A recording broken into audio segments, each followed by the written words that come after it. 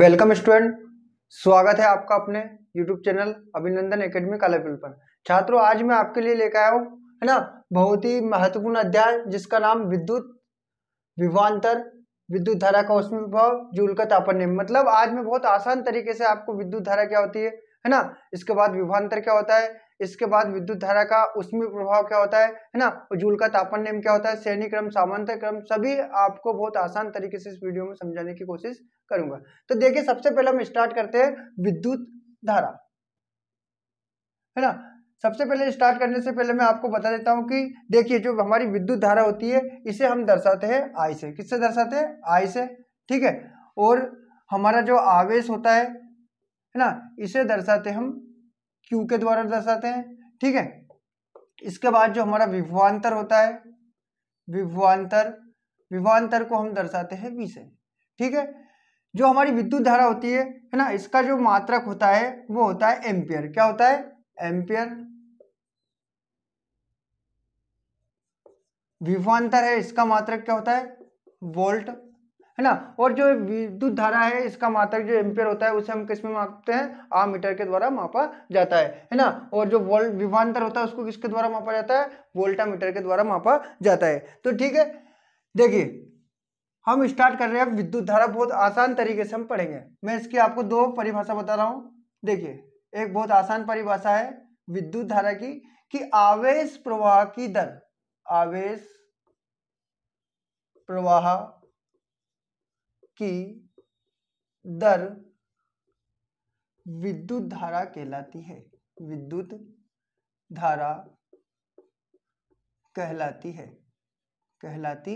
है, क्या बोल रहा हूं यहाँ पे कि भैया आवेश प्रवाह की दर जो है वो विद्युत धारा कहलाती। मान लीजिए हमने ये एक तार ले लिया, ये क्या है? एक चालक तार है, और इस चालक तार में क्या बह रहा है? आवेश बह रहा है ना। आवेश, अभी आवेश का समय का महत्व है। दर किसको दर्शा रही है? यहाँ पे समय को दर्शा रही है। जैसे मान लीजिए आपका बल्ब चल रहा है, कुछ समय बाद वो बंद हो जाएगा, तो मतलब इसमें जो आवेश कुछ समय बाद जैसे आपका बल्ब बंद हुआ, मतलब आवेश बहना बंद हो गया। इसलिए अब किसका महत्व?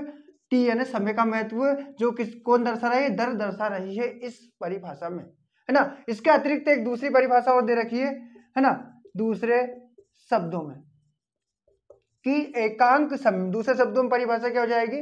देखिए, एकांक समय में किसी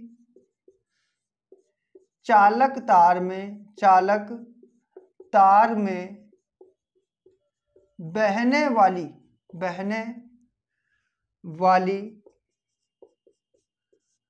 आवेश की मात्रा विद्युत धारा कहलाती है। तो देखिए, मैं आपके सामने दो परिभाषा लेकर आया हूं। पहली क्या है? आवेश प्रवाह की दर विद्युत धारा कहलाती है। मतलब एक चालक तार है ना, ये चालक तार है, इस चालक तार में क्या बह रहा है? आवेश बह रहा है। आवेश को हम दर्शाते हैं क्यू से, है ना। और ये कुछ समय तक बहेगा। समय का महत्व है, यानी कि मान लीजिए आपका पंखा चल रहा है, कुछ भी चीज चल रही है आपकी विद्युत से चलने वाली, तो वो जैसे आप बटन ऑफ करते हो तो वो बंद भी हो सकती है, मतलब उसमें आवेश में ना बंद हो जाएगा। तो यह समय का महत्वपूर्ण स्थान है। इसलिए इसकी एक परिभाषा और ये होगी कि एकांक समय में, ये चालक तार है, एकांक समय में किसी चालक तार में बहने वाली आवेश की मात्रा, यानी इसमें क्या बह रहा है? करंट बह रहा है, यानी आवेश बह रहा है, वही क्या कहलाता है? हमारा करंट यानी विद्युत धारा कहलाती है। किसी चालक तार में बहने वाली आवेश की मात्रा विद्युत धारा कहलाती है। तो दोनों परिभाषाएं बहुत सरल है, ठीक है। फिर इसके बाद हम बात करते हैं कि भैया जो हमारा विद्युत धारा होती है ना, तो इसका सूत्र क्या बन जाएगा? व्यंजक कि विद्युत धारा बराबर,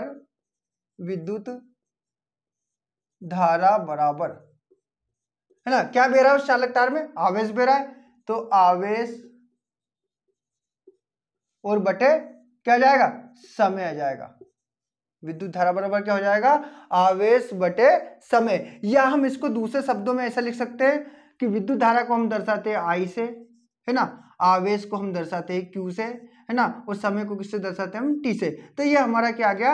विद्युत धारा ज्ञात करने का सूत्र आ गया। अब यहाँ से आपको एग्जाम में वो न्यूमेरिकल भी पूछ सकता है ना। तो न्यूमेरिकल हम किसकी सहायता से सोल्व कर सकते हैं, इस सूत्र की सहायता से हम विद्युत धारा से रिलेटेड जितने भी न्यूमेरिकल है ना उनको सोल्व कर सकते हैं। कंपटीशन एग्जाम में क्या करता है, वो सिर्फ न्यूमेरिकल को घुमा फिरा के पूछता है। यदि विद्युत धारा से पूछता है तो आप इस सूत्र के प्रयोग से उस न्यूमेरिकल को हल कर सकते हो, जो मैं आगे आपको बताऊंगा। ठीक है, जहां आप अब यदि 10th लेवल की बात करें, 4 नंबर में क्वेश्चन आ रहा, तो आप क्वेश्चन को इस प्रकार से पढ़ सकते हो कि आवेश प्रवाह की दर क्या कहला रही है, आपकी विद्युत धारा कहला रही है ना।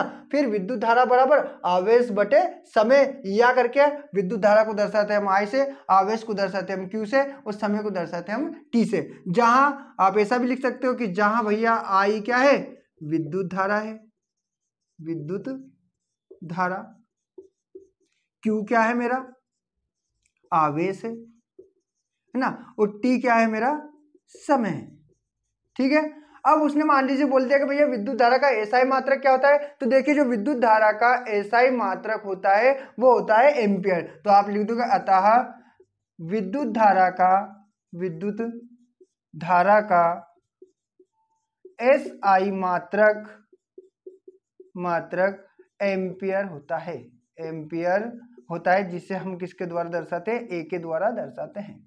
तो हम विद्युत धारा के बारे में क्या सीखे कि भैया आवेश प्रवाह की दर ही क्या कहलाती है, विद्युत धारा कहलाती है, या किसी चालक तार में बहने वाली आवेश की जो मात्रा है वो क्या कहलाती है, विद्युत धारा कहलाती है। साथ में इसका सूत्र क्या हो जाएगा, विद्युत धारा बराबर आवेश बटे समय, या आई बराबर क्यू अपान टी। अब बात आती है कि भैया इसका विद्युत धारा का जो मात्रक होता है, एसआई मात्रक, वो क्या होता है, तो वो होता है एम्पियर, जिसे हम किसके द्वारा दर्शाते हैं, ए के द्वारा दर्शाते हैं। अब जो हमारी विद्युत धारा है इसे हम किसके द्वारा मापते हैं, तो विद्युत धारा को किसके द्वारा मापा जाता है, आमीटर के द्वारा मापा जाता है। ठीक है, आगे मैं अभी इसी वीडियो में आपको इससे न्यूमेरिकल किस प्रकार से एग्जाम में पूछता है वो मैं बताऊंगा। ठीक है, देखिए जो हमारा विद्युत धारा है ना, इससे इसका प्रभाव दे रखा है उसने, विद्युत धारा का उष्मीय प्रभाव, विद्युत धारा का उष्मीय प्रभाव, उष्मीय प्रभाव है ना, बहुत ही महत्वपूर्ण क्वेश्चन है ना, 10th क्लास के लिए बहुत ही महत्वपूर्ण क्वेश्चन है, क्योंकि बोर्ड हमेशा वो क्वेश्चन पूछती है जिसका हमारे दैनिक जीवन में उपयोग है, और इस लाइन का हमारे दैनिक जीवन में उपयोग है ना। जैसे मान लीजिए आप ठंड के दिनों में, अभी ठंड आने वाली है, और ठंड के दिनों में आप क्या पानी गर्म करोगे, किसकी सहायता से करोगे आप, एक यंत्र है गीजर, गीजर के द्वारा करोगे। अब वो गीजर किस पे काम कर रहा है, वो काम कर रहा है विद्युत धारा के उष्मीय प्रभाव पर, है ना। अब आपने देखा होगा भैया हम चोरी छुपे क्या चला रहे हैं, हीटर चला रहे हैं, क्या चला रहे हैं, हीटर चला रहे हैं, पर वो हीटर चल किस पे रहा, किसके प्रभाव पर चल रहा है, वो चल रहा है विद्युत धारा के उष्मीय प्रभाव पर।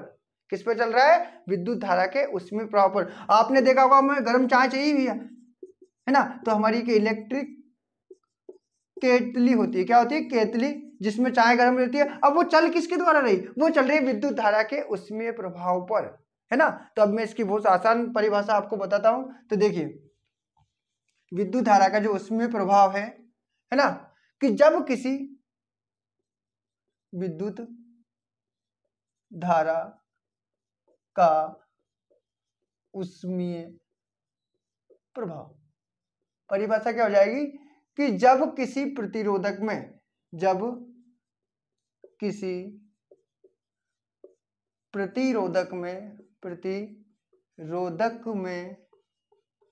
है ना, जब किसी प्रतिरोधक में विद्युत धारा प्रवाहित की जाती है, प्रवाहित की जाती है, तो वह गर्म होकर उष्मा उत्पन्न करता है, उष्मा या ताप, उष्मा उत्पन्न करता है, उत्पन्न करता है। वहां अब क्या हो रही, घटना हो रही है भैया, वहां घटना विद्युत धारा का उष्मीय प्रभाव कहलाती है। ये बहुत आसान परिभाषा हो गई इसकी। अब प्रतिरोधक क्या है, तो देखिए है ना, हमने देखा होगा ये आपका हीटर हो गया। क्या हो गया आपका? हीटर। ठीक है, अब क्या करते हैं हम, इस हीटर को, ये बोर्ड जो बिजली बोर्ड है जिसमें इसके तार लगे हुए हैं ना, अब इस हीटर में क्या आ रहा है, आप जैसे ही इसकी बटन को ऑन करते हो इस हीटर में क्या बहने लग जाएगा, करंट बहने लग जाएगा। अब हीटर क्या हमारा प्रतिरोधक हो गया, है ना। और जैसे आप इसमें करंट छोड़ते हो, करंट छोड़ने के कुछ समय के बाद क्या होता है, हीटर हमारा गर्म होता है। देखा होगा आप लोगों ने घरों में, है ना, गर्म होकर हमें क्या देता है, उष्मा देता है। हीटर क्या देता है, गर्म होकर हमें उष्मा देता है। जब वो उष्मा देगा तो किसके द्वारा दे रहा है, विद्युत के द्वारा दे रहा है। तो वही प्रभाव क्या कहलाता है, विद्युत धारा का उष्मीय प्रभाव। यानी जब हम किसी प्रतिरोधक में करंट प्रवाहित करते या विद्युत धारा प्रवाहित करते तो वो क्या करता है, गर्म होता है। और गर्म होकर हमें क्या देता है, उष्मा देता है, ताप देता है। वो घटना विद्युत धारा का उष्मीय प्रभाव कहलाती है ना। बहुत आसान तरीके से परिभाषा लिखेंगे, एक बार फिर बता रहा हूं मैं आपको कि जब किसी प्रतिरोधक में हम विद्युत धारा या करंट प्रवाहित करते हैं या भेजते हैं तो वो क्या करता है, कुछ समय के पश्चात गर्म होता है। और गर्म होकर हमें क्या देता है, ताप देता है, उष्मा देता है। वो घटना विद्युत धारा का उष्मीय प्रभाव कहलाती है ना। अब इसके भैया उपयोग क्या है ना, या इसके अनुप्रयोग। अनुप्रयोग क्या हो जाएंगे इसका, कहाँ पे करते हैं हम, अभी बताया था मैंने थोड़ी देर पहले, गीजर। गीजर किस पे कार्य कर रहा है, गीजर कार्य कर रहा है विद्युत धारा के उष्मीय प्रभाव पर, है ना। और वो क्या करता है, पानी को गर्म कर रहा है ना। हम बात करें हीटर, हीटर भी किस पे कार्य कर रहा है, विद्युत धारा के उष्मीय प्रभाव पर कार्य कर रहा है। और वो क्या कर रहा है, ताप दे रहा है। और आप आसानी से उस पर खाना वगैरह या चाय वगैरह जो भी आप बना रहे हो बना सकते हो। पर लेकिन किस पे कार्य कर रहा हो, विद्युत धारा के उष्मीय प्रभाव पर कार्य कर रहा हो। ठीक है, अब देखिए इसके बाद आता है मेरा यहां से जूल का तापन नियम। क्या आ रहा है, जूल का तापन नियम क्या है, जूल का तापन नियम, है ना। थोड़ा सा इसको समझने के लिए मैं कुछ चीजें आपको स्पष्ट कर देता हूं कि भैया जूल, जूल जो है वो उष्मा, है ना। जूल को किसमें व्यक्त करते हैं, उष्मा को किसमें व्यक्त करते हैं, सॉरी, जूल में। ठीक है, इसके बाद हम बात करते हैं जो हमारा प्रतिरोध होता है। प्रतिरोध का जो मात्रक होता है वो क्या है, ओम है ना। समय का मात्रक क्या है हमारा, है ना, सेकेंड है। आवेश का मात्रक क्या हमारा, आवेश का मात्रक होता है कूलाम होता है। ये सब चीजें इसलिए कर रहा हूं ताकि इस नियम को आपको समझने में आसानी हो, है ना। और जो हमारी विद्युत धारा है उसका तो अभी बताया मैंने क्या होता है, एम्पियर होता है। एक बार फिर बता रहा हूँ, उष्मा का जो मात्रक होता है वो क्या होता है, जूल होता है ना। प्रतिरोध का जो होता है वो ओम होता है, समय का होता है सेकेंड, आवेश का होता है कूलाम और विद्युत धारा का होता है एम्पियर, है ना। मैं ये सब चीज आपको इसलिए बता रहा हूँ कि वो आपसे इन चीजों का विकल्प भी पूछ सकता है, साथ में आपको जूल का तापन नियम समझने में बहुत आसानी होगी। ठीक है, तो देखिए जूल का तापन नियम क्या होता है कि जब किसी प्रतिरोधक आर में, प्रतिरोधक अभी बताया मैंने, हीटर हो सकता है, गीजर हो सकता है, कुछ भी हो सकता है, आपका विद्युत से चलने वाला हर यंत्र क्या हो जाएगा, प्रतिरोधक हो जाएगा, विद्युत प्रतिरोधक। तो जब किसी प्रतिरोधक, क्या बोल रहा वो, जब किसी प्रतिरोधक, प्रतिरोधक आर में, है ना, आई विद्युत धारा, आई विद्युत धारा टी समय तक, टी समय तक प्रवाहित की जाती है, प्रवाहित की जाती है, तो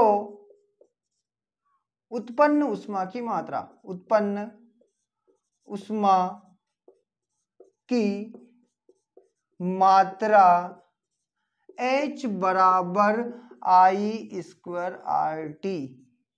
क्लियर, कि वो ये बोल रहा है जूल के तापन नियम में कि भैया जब किसी प्रतिरोधक आर में आप आई यानी विद्युत धारा भेजते हो, है ना, और उसमें इसका महत्व, समय का महत्व, टी समय तक उसमें प्रवाहित करते हो, भेजते हो, तो उसमें क्या उत्पन्न हो जाती है, उष्मा उत्पन्न हो जाएगी। जैसे हीटर है, कुछ समय के बाद गर्म हो जाता और उष्मा, उत्पन्न उष्मा की मात्रा क्या हो जाएगी, H बराबर आई स्क्वायर आर टी। ठीक है, जहां या आप सीधा से लिख सकते हो कि यदि भैया आई यानी विद्युत धारा, किस में दर्शा दें उसको हम, एम्पियर में, यदि विद्युत धारा एम्पियर में, टी यानी समय सेकेंड में, है ना। फिर बचा क्या हमारा, आर यानी प्रतिरोध को किस में दर्शा दें हम, ओम में। तो बचा क्या है, आई को आपने दर्शा दिया एम्पियर में, टी यानी समय को दर्शा दिया आपने सेकंड में, प्रतिरोध यानी आर को दर्शा दिया आपने ओम में। तो बचा क्या हमारे पास, एच। एच क्या होती है, उष्मा। तो उष्मा को किस में दर्शा देंगे हम, जूल में। यही जूल का तापन नियम कहलाता है। क्लियर, कि जब किसी प्रतिरोधक आर में आप आई विद्युत धारा टी समय तक प्रवाहित करते हो तो वो है ना प्रवाहित की जाती है, तो उसमें उत्पन्न उष्मा की मात्रा क्या हो जाएगी, H बराबर आई स्क्वायर आर टी, है ना। और फिर उसने बोला है कि यदि भैया आई को हम किस में शो करें, एम्पियर में, टी यानी समय को हम सेकंड में शो करें, और इसके बाद प्रतिरोध को हम ओम में दर्शाते हैं, तो हमारे पास जो उष्मा है इसको किस में दर्शाएंगे हम, जूल में व्यक्त करते हैं। यही जूल का तापन नियम कहलाता है। अब देखिए कुछ इसके प्रतिबंध है, वो बोलता है यहाँ पे कि भैया प्रतिरोध में उत्पन्न उष्मा, है ना, क्या बोल रहा है वो, कि प्रतिरोध में जो उत्पन्न उष्मा है वो विद्युत धारा के वर्ग के क्या होती है, समानुपाती होती है, हो रही है ना। आई क्या है, हमारी विद्युत धारा है, उस पर क्या वर्ग है, तो प्रतिरोध में उत्पन्न उष्मा, है ना, विद्युत धारा के वर्ग के समानुपाती होती है। ठीक है, फिर इसके बाद आ जाता है हमारा कि प्रतिरोध में उत्पन्न जो उष्मा है वो समय के भी क्या होती है, समानुपाती होती है ना। और प्रतिरोध में उत्पन्न उष्मा, तीसरा पॉइंट क्या हो जाएगा हमारा, प्रतिरोध में उत्पन्न उष्मा जो है प्रतिरोध में उत्पन्न उष्मा आर के भी क्या होती है, समानुपाती होती है। ठीक है, तो आपको बहुत समझ में आया होगा जैसे जूल का तापन नियम कि जब किसी प्रतिरोधक में आर में आई विद्युत धारा टी समय तक प्रवाहित की जाती है तो वहां उत्पन्न उष्मा की मात्रा H बराबर आई स्क्वायर आर टी हो जाता है। और यदि आई को हम एम्पियर में, प्रतिरोध को ओम में और समय को हम सेकंड में व्यक्त करते हैं तो उत्पन्न उष्मा की मात्रा को हम जूल में व्यक्त करेंगे। यही जूल का तापन नियम कहलाता है। अब देखिए कंपटीशन एग्जाम में इससे भी वो क्या करता है, क्वेश्चन पूछता है। क्वेश्चन क्या पूछेगा, हमारे पास अभी क्या निकल के आया, एक सूत्र निकल के आया है। और सूत्र क्या है हमारा, H बराबर आई स्क्वायर आर टी, है ना। इससे पहले कौन सा सूत्र निकाला अपन ने, विद्युत धारा का निकाला था, I बराबर Q अपान टी। ठीक है, तो देखिए छात्रों इन दोनों से रिलेटेड मैं आपको न्यूमेरिकल अभी इसी वीडियो में बताऊंगा। ठीक है, इसके बाद हम बात कर लेते हैं अपने अगले पॉइंट पर। अगला पॉइंट है हमारा विभवांतर। विभवांतर, अब विभवांतर होता क्या है ना, मैं बहुत आसान तरीके से आपको समझाऊंगा। तो देखिए विभवांतर क्या होता है कि जब किसी, है ना, या आप लिख सकते हो कि किसी प्रतिरोधक, या आप सीधा सा लिख सकते हो कि एकांक धनावेश को, एकांक धनावेश को विद्युत क्षेत्र में, विद्युत क्षेत्र में एक बिंदु से, एक बिंदु से दूसरे बिंदु तक, दूसरे बिंदु तक लाने में किया गया कार्य, किया गया कार्यवर्ग क्या कहलाएगा हमारा, विभवांतर कहलाएगा, विभवांतर कहलाता है। ठीक है, क्या बोल रहा है विभवांतर की परिभाषा में कि एकांक धन आवेश को विद्युत क्षेत्र में, है ना, एक बिंदु से दूसरे बिंदु तक लाने में किया गया कार्य विभवांतर कहलाता है। अब देखिए हम मान लेंगे, एक थोड़ा समझ लेते हैं, है ना, एक बिंदु हमारा ये ए हो जाता है और दूसरा बिंदु हमारा ये हो जाता है ना। और दोनों बिंदु के बीच में क्या बह रहा है, एकांक धन आवेश, यानी क्या बह रहा, आवेश बह रहा है। और उस आवेश को इस बिंदु से इस बिंदु तक या इस बिंदु से इस बिंदु तक ले जाने में जो हम कार्य करते हैं वही हमारा क्या कहलाता है, विभवांतर कहलाता है। यानी कि इस आवेश पे क्या कर रहे हैं हम, यहाँ पे कार्य कर रहे हैं, क्या कर रहे हैं, कार्य कर रहे हैं, वो हमारा क्या कहला रहा है, विभवांतर कहला रहा है। क्लियर। अब देखिए इसका जो सूत्र है वो क्या बन जाएगा हमारा, विभवांतर बराबर क्या कर रहे हो आप, विभवांतर बराबर किया गया कार्य, और बटे में क्या जाएगा हमारा, किस पे के लिए कार्य कर रहा है, आवेश पर, है ना। या वी विभवांतर को हम दर्शाते हैं वी से, है ना, और कार्य को हम दर्शाते हैं, मैंने बताया था कल भी आपको वीडियो में कि कार्य का को किससे दर्शाते हैं हम, डब्ल्यू से, आवेश को क्यू से। ठीक है, इसके बाद इन दो तीनों के आपको मैं मात्रक भी बता रहा हूँ। जैसे विभवांतर है तो इसका जो मात्रक होता है वो होता है वोल्ट। क्या होता है विभवांतर का मात्रक, वो वोल्ट होता है ना। कार्य का जो मात्रक होता है वो क्या होता है, जूल होता है ना। और आवेश का जो मात्रक होता है, आवेश यानी क्यू का मात्रक होता है वो होता है हमारा कूलाम, जिसे हम दर्शाते हैं सी से। आगे समझ में। तो विभवांतर क्या होता है कि एकांक धन आवेश में, है ना, एकांक धन आवेश को एक बिंदु से दूसरे बिंदु तक ले जाने में किया गया जो कार्य है वो हमारा विभवांतर कहलाता है। अतः उसका जो सूत्र है वो किस प्रकार बन जाएगा कि विभवांतर बराबर किया गया कार्य और बटे किस पे कार्य करो, आवेश के लिए कार्य कर रहे हो, आवेश, या V बराबर W बटे Q, है ना। या आप जहां इसको क्वेश्चन को यदि आगे बढ़ाना चाहो तो उसमें भी लिख सकते हो कि जहां भैया V है हमारा क्या है विभवांतर है, W क्या हमारा कार्य है, Q क्या हमारा आवेश है। ठीक है, इसके बाद हम बात करते हैं कि भैया जो इसका एसआई मात्रक होता है वो अभी मैंने बताया क्या होता है, वोल्ट होता है। अब हमारे पास तीसरा सूत्र जो है फिर निकल के आ गया, क्या आ गया, विभवांतर से आ गया V बराबर W बटे Q। अब वो यहाँ से भी आपको कॉम्पिटिशन एग्जाम वगैरह में यहाँ से भी आपको सूत्र न्यूमेरिकल बना के पूछ सकता है। ठीक है, बस आपको सिर्फ क्या तरीका पता होना चाहिए किस प्रकार हमें निकालना है और क्वेश्चन को समझना है ना। जैसे हम बात करें विद्युत धारा से रिलेटेड यदि क्वेश्चन वो करता है तो उसके लिए फॉर्मूला क्या, I बराबर Q अपान T, है ना। अब वो करेगा कि क्वेश्चन को घुमा देगा, है ना। कभी कभार क्या करता है कि वो आपको मान लीजिए T की वैल्यू दे दे, I की वैल्यू दे दे, Q निकालने को बोल दे, या फिर आपको I की वैल्यू दे देता है ना, Q की वैल्यू दे दे, T निकालने को बोल दे, या Q और T दोनों की वैल्यू दे दे, I निकालने को। इस प्रकार से कई टाइप के सवाल वो आपसे एग्जाम में बना के पूछ सकता है। पर लेकिन आप मजबूत कहाँ हो, आप यह मजबूत हो क्योंकि आपको पता है कि I बराबर क्या होता है Q अपान T। ठीक है ना। ये हमारे से वो उष्मा के बारे में पूछ सकता है तो उसके लिए सूत्र क्या है, H बराबर I स्क्वायर RT। ये विभवांतर निकालने को बोल सकता है, जब आपको W दे दे Q दे दे आपसे V का मान पूछ ले वो आप निकाल सकते हो क्योंकि आपके पास क्या है, सूत्र है ना। तो देखिए मैं कुछ सवाल आपको बता रहा हूं, देखिए। तो आइए छात्रों, है ना, जैसा कि मैंने तीनों के आपको क्या बता दिए, सूत्र बता दिए ना। अब मैं यहाँ पे तीनों के एक एक क्वेश्चन लेकर आया हूँ, है ना। तो देखिए सबसे पहला जो क्वेश्चन है हमारा वो क्या है कि 12 वोल्ट विभवांतर के दो बिंदुओं के बीच, क्वेश्चन को समझना, 12 वोल्ट विभवांतर के दो बिंदुओं के बीच 2 कूलम आवेश को ले जाने में कितना कार्य करना पड़ेगा।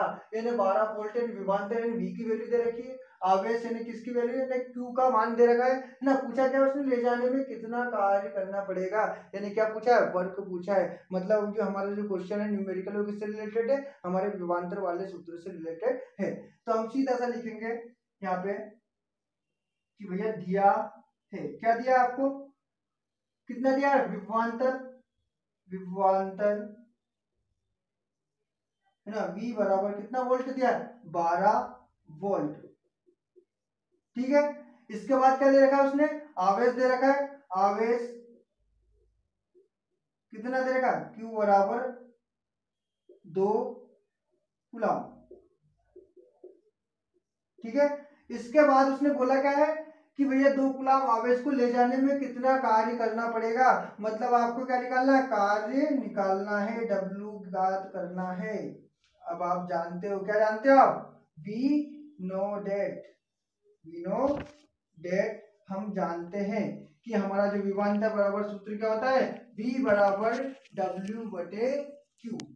ठीक है, मतलब आप इस सूत्र के सहायता से, है ना, किसका मान निकाल सकते हो, कार्य का मान निकाल सकते हो। तो देखिए पहले इसको सोल्व कर लेते हैं हम, इसके बटे में कुछ नहीं, मैं 1 ले लूंगा, W का गुना इधर करा तो क्या जाएगा W, है ना, V का इधर आ गया तो क्या जाएगा हमारा V इंटू Q। अब देखिए W मैंने ऐसा कहा ऐसे ही, ठीक है, V का वैल्यू क्या दे रखी है हमारे पास, 12 वोल्ट दे रखी, 12 इंटू Q का मान कितना दे रखा है, 2 दे रखा है। तो W बराबर 12 दुने कितने होते हैं, 24, क्या आ गया 24 जूल, क्योंकि हम कार्य को किस में व्यक्त करते हैं, जूल में व्यक्त करते हैं। यानी कि जो है 12 वोल्ट विभवांतर के दो बिंदुओं के बीच जब 2 कूलम आवेश को ले जाने में हमें कितना कार्य करना पड़ेगा, 24 जूल कार्य करना पड़ेगा। ठीक है, तो इस प्रकार से क्वेश्चन को कहीं से भी आपसे घुमा फिरा के पूछ सकता है। सिर्फ आपको क्या पता था, ये सूत्र पता था, इसलिए आप कहते हैं मजबूत थे। ठीक है, और इस प्रकार से हम इस सवाल को सोल्व कर सकते हैं। अगला क्वेश्चन दे रखा है, देखिए उसने, है ना, B बराबर W/Q। अगला क्वेश्चन जो दे रखा है उसने ये दे रखा है कि 20 ओम प्रतिरोध की एक विद्युत स्तरी है। स्तरी जानते हो, स्तरीय नवरत भी होती है ना, पर ये स्तरीय प्रेस, स्तरी 5 एम्पियर विद्युत धारा लेती है। तो 30 सेकंड में उत्पन्न उष्मा की गणना कीजिए। उष्मा यानी किसकी वैल्यू निकालना है, H, और सूत्र क्या है, H बराबर I² RT। अब दिया क्या क्या है, दिया है, क्या दिया भैया, 20 ओम प्रतिरोध, प्रतिरोध यानी आर की वैल्यू दे रखी है, कितनी दे रखी है, प्रतिरोध का भी मात्रक क्या होता है बताया था मैंने आपको, ओम होता है 20 ओम। फिर क्या बोल रहा हूं, विद्युत स्तरी 5 एम्पियर की विद्युत धारा लेती है, यानी आई का मान कितना जाएगा, 5 एम्पियर। ये लो भैया, कुछ नहीं करना है, क्वेश्चन को समझना बस। ठीक है, फिर क्या बोला उसने, तो 30 सेकंड में, यानी टी दे रखा है, टी कितना दे रखा है, 30 सेकंड में उत्पन्न उष्मा की गणना कीजिए। उष्मा बोले तो क्या जाएगा आपका एच, यानी कि एच आपको ज्ञात करना है। ठीक है, अब हमारे पास सूत्र क्या होता है, जब हमें आर का वैल्यू दे रखी, आई की वैल्यू दे रखी, टी की वैल्यू दे रखी, किसकी पूछी, एच की पूछी, सूत्र हो जाता है हमारा एच बराबर, यानी हम सीधा लिखेंगे वी नो डेट। हम जानते हैं भैया, क्या जानते हैं कि H बराबर क्या होता है, I² RT होता है। H ऐसा कैसे, I का स्क्वायर, यानी I का वैल्यू कितनी है आपके पास 5 है, तो 5 का स्क्वायर इंटू R की वैल्यू कितनी दे रखी है, देखिए R की वैल्यू दे रखी है 20 दे रखी है, इंटू T की वैल्यू, तो T की वैल्यू कितनी दे रखी है 30 दे रखी है। ठीक है, H बराबर, इसको यदि हम स्क्वायर खोलते तो कितना जाएगा, 5 × 5 25, है ना, इधर क्या चल रहा है हमारा 20 × 30, H बराबर कितना जाएगा 25 ऐसे के ऐसे ही, इंटू 3 दूनी 6, 600। ठीक है, इसको हल करते हैं हम, 0 के 0, है ना, 6 × 30 की 0, कितना आ गया 3 आ गया, 6 दूनी 12, 12 और 3 15, यानी उस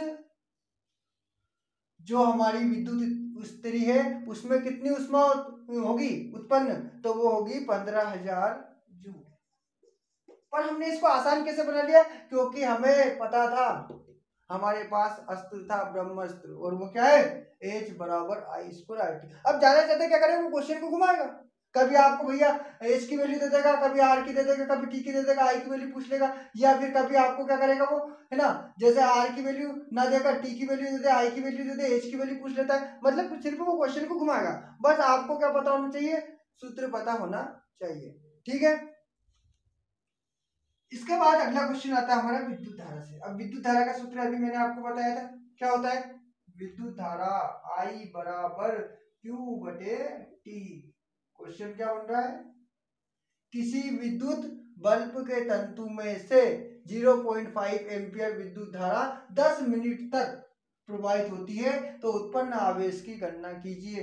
भैया 0.5 एम्पियर दे रखा है, मतलब सीधा सा क्या दे रखा है उसने, विद्युत धारा दे रखा है, यानी आई की वैल्यू दे रखी है, आई बराबर 0.5 एम्पियर हो गया।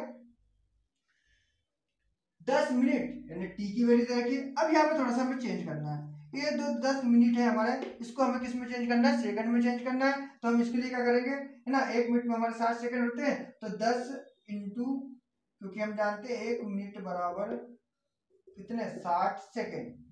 ठीक है, तो 10 मिनट तो क्या जाएगा हमारा 10 इंटू 60 यानी 600 सेकेंड, तो टी बराबर कितना आ गया 600 सेकेंड।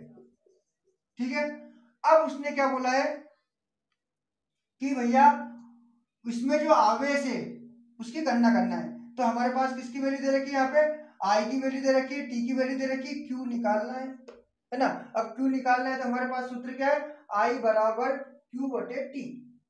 सीधा हम लिखेंगे, हम जानते हैं I बराबर Q/T। इसको हल करते हैं तो क्या जाएगा, है ना, इसके बटे में कुछ नहीं है तो 1 ले लेंगे, Q बराबर I इंटू टी। क्यू ऐसा का ऐसे मेरा आई की वैल्यू कितनी है 0.5 है ना, टी की वैल्यू कितनी दे रखी है वो निकाली हमने, कितनी आ गई 600 आ गई। जब इसको मैं सोल्व करता हूँ तो कितना आ जाएगा मेरा 300, यानी कितना आवेश बह रहा है 300 कूलम, है ना। कितने आवेश की गणना हो रही है इसमें 300 कूलम आवेश की गणना होगी। अब यहाँ भी क्या कर सकता है वो, आपको कभी क्यू की वैल्यू देके टी की वैल्यू देके आई का मान पूछ सकता है, सिर्फ वो क्वेश्चन को घुमाएगा। पर आपके पास क्या होना चाहिए, हथियार होना चाहिए, और हथियार है आपका सूत्र। ठीक है, तो इस प्रकार से वो आपसे क्वेश्चन पूछ सकता है। ठीक है दोस्तों, आगे फिर इससे और भी अच्छा वीडियो में लेके आऊंगा, तो आप चैनल को सब्सक्राइब करें, लाइक करें। धन्यवाद।